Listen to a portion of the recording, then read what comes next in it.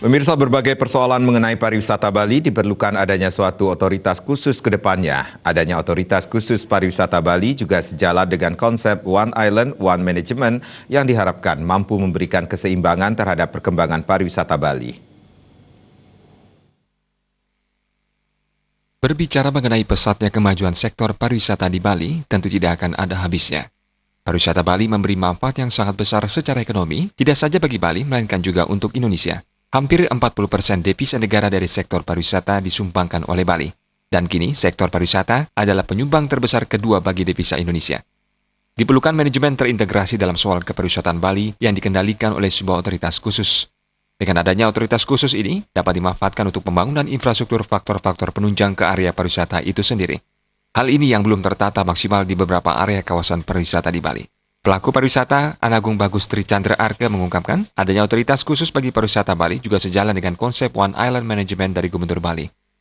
Apabila konsep ini segera terrealisasikan, tentu akan berdampak sangat baik terhadap keseimbangan pariwisata Bali ke depan, sehingga tidak hanya dinikmati di Bali Selatan. Otoritas khusus itu bagi saya sangat perlu. Bagaimanapun juga, Bali yang satu-satunya penunjang dari perekonomian Bali ini adalah pariwisata. Bagaimana otoritas ini bisa kita manfaatkan untuk pembangunan infrastruktur faktor-faktor penunjang yang menuju ke area pariwisata.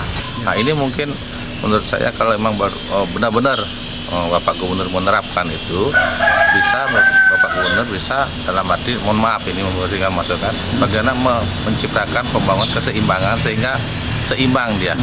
Misalnya pariwisata yang di Bali Utara, di Timur itu bisa seimbang dengan yang di Selatan. Nah, sehingga otoritas yang akan dikeluarkan khusus untuk pariwisata ini nyambung.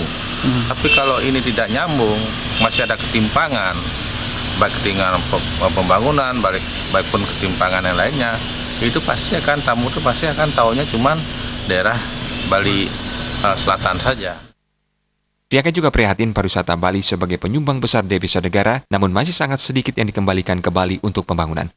Hal ini perlu dibicarakan lagi dengan pusat terkait devisa tersebut sehingga pembangunan sebagai sarana penunjang pariwisata. Adi Setiawan,